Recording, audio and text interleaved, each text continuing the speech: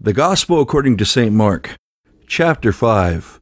And they came over unto the other side of the sea, into the country of the Gadarenes. And when he was come out of the ship, immediately there met him out of the tombs a man with an unclean spirit, who had his dwelling among the tombs. And no man could bind him, no, not with chains, because that he had been often bound with fetters and chains, and the chains had been plucked asunder by him, and the fetters broken in pieces. Neither could any man tame him. And always, night and day, he was in the mountains and in the tombs, crying and cutting himself with stones.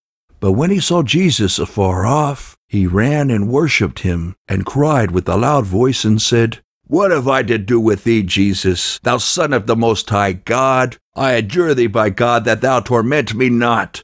For he said unto him, Come out of the man, thou unclean spirit.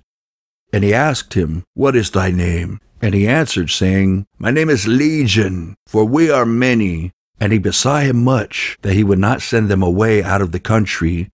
Now there was there, nigh unto the mountains, a great herd of swine feeding. And all the devils besought him, saying, Send us into the swine, that we may enter into them. And forthwith Jesus gave them leave. And the unclean spirits went out, and entered into the swine, and the herd ran violently down a steep place into the sea. They were about 2,000. And were choked in the sea. And they that fed the swine fled, and told it in the city and in the country. And they went out to see what it was that was done. And they come to Jesus, and see him that was possessed with the devil, and had the legion, sitting, and clothed, and in his right mind. And they were afraid. And they that saw it told them how it befell to him that was possessed with the devil, and also concerning the swine. And they began to pray him to depart out of their coasts. And when he was come into the ship, he that had been possessed with the devil prayed him that he might be with him. Howbeit Jesus suffered him not, but saith unto him, Go home to thy friends, and tell them how great things the Lord hath done for thee, and hath had compassion on thee. And he departed, and began to publish in Decapolis how great things Jesus had done for him. And all men did marvel. And when Jesus was passed over again by ship unto the other side, much people gathered unto him, and he was nigh unto the sea. And behold, there cometh one of the rulers of the synagogue, Jairus by name. And when he saw him, he fell at his feet, and besought him greatly, saying, My little daughter lieth at the point of death. I pray thee, come and lay thy hands on her, that she may be healed, and she shall live. And Jesus went with him, and much people followed him, and thronged him.